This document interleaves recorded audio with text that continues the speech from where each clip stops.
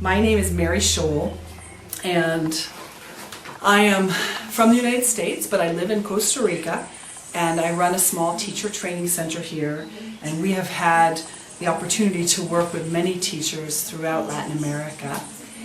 And I'm really grateful and honored to be able to talk with you all today.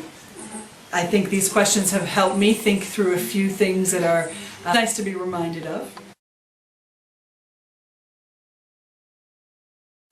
I originally started out as a Spanish teacher. I taught Spanish in an elementary school in rural North Carolina for 2 years. I taught 300 children a day. What motivated me to become a Spanish teacher, I really deeply believed that everyone should learn another language, and that this was an opportunity for those children in North Carolina that they wouldn't have otherwise, and it's a chance to completely open their worlds in a new way. I also really believe that language is a great equalizer. Some children who were maybe not so good at math or not good at social studies, in this context, everybody was starting at the same place and everybody had a chance to learn in an equal way. And I thought that was pretty exciting. I wanted my students to have the chance to succeed in language learning. I became an English teacher after going to graduate school. I went to graduate school to do a master's in teaching Spanish, and I thought, I'll just add English on. And I had no idea that teaching English would become the main focus of my professional life. I taught English for 8 years at a university in Japan, and also in a language school. And then I worked in Brazil for a couple years on a teacher training project with English teachers. And now I've been in Costa Rica for about 12 years working with English teachers throughout Latin America. And the reason I stayed an English teacher and a teacher trainer is because I see so many amazing teachers working so hard, planting so many seeds that are so important for our students. I think all students deserve the chance to have a dynamic, creative, and loving learning experience. And if I can help teachers create that experience for their students, I feel like I'll have done something useful in this lifetime. There's 4 main things I want to share with you today. The first one is I work with what's happening in the classroom. I notice when I feel uncomfortable or uneasy or upset, and I try to figure out those puzzles. What was going on? How can I make learning more exciting, more dynamic, more engaging, clearer for my students? When things go well, I think about, why did it go well? So the first place I start to learn is right there in the classroom with my students. Caleb Gattegno has an awesome quote. He says, the students learn the language, the teachers learn the students. So I think it's a beautiful way, it's a beautiful vision or paradigm for understanding what we do in the classroom. My job is to be a learner. Another thing I like to do once I have a puzzle, I love to read. So I love to read books, I love to read articles, I like to read online and Google things. There's a lot of amazing resources out there, and I think just by reading them and considering them, it's a fantastic way to learn. The third thing I really like to do is to talk with people. I love conversations and dialogues about things. I never know where we're going to end up and what new ideas will come. But so many of the ideas that I've put into my practice and teaching have come from unexpected conversations and dialogues. The fourth thing I like to do to really learn is to ask my students directly for feedback.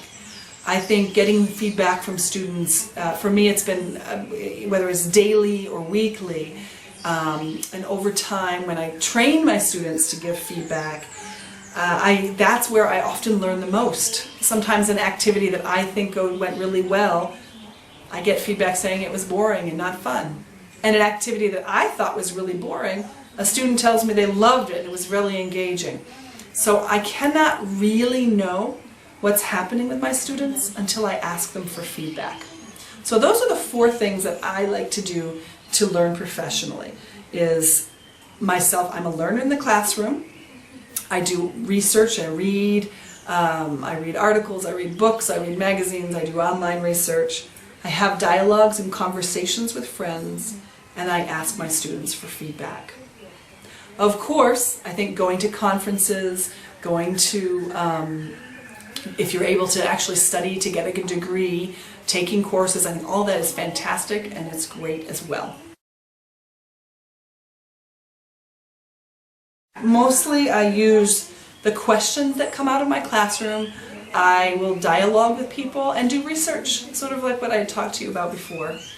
I'll look online and I can give you a list of websites that I have found really useful. And the biggest piece for me though really is talking with people, dialogue, professional dialogue, and I think that that's something that is wonderful about conferences, when you can come together with people and actually talk about what's happening in their classroom, share what's happening in my classroom, and learn together and think together through that. So my advice for teachers of what we could do to grow professionally comes out of my own experience. 4 things that I would suggest. The first one is learn as much as possible about learning and language learning, and then watch your students. Learn with your students. Be a really avid learner in the classroom to learn about your students' learning. Number 2, read, research, question. There's so many resources out there. It's easy to get overwhelmed, but I would say do your research, read, stay up to date with, choose a couple of blogs that you might enjoy reading about. Number 3, teach what you're trying to learn. I think that's one of the most powerful ways that we can learn. It forces us to learn. Either you could make small groups with your colleagues in your school or in your town, get together, have dialogues, share with them what you're trying to learn, try out new activities. You also could teach by writing a blog about what you're trying to learn, and there's some great blogs out there as models of teachers sharing what they're learning in the classroom. But if we teach what we're trying to learn, I think we'll learn it not only better and deeper, but you'll learn it from a different angle and in a different way. The 4th piece of advice is actually a request. I'd like to ask you to be empathetic with yourself. To remember that you're a human being and you are a learner. And it's important to be gentle with ourselves as teachers, to support our own learning so that we can be present to support our students' learning. So the 4th piece is a request. Be gentle and kind with yourself to learn with an empathetic heart. Thank you so much. It's been so nice to be with you here in this video. Thank you for the questions. I hope you have a great conference, and I look forward to seeing you someday in person.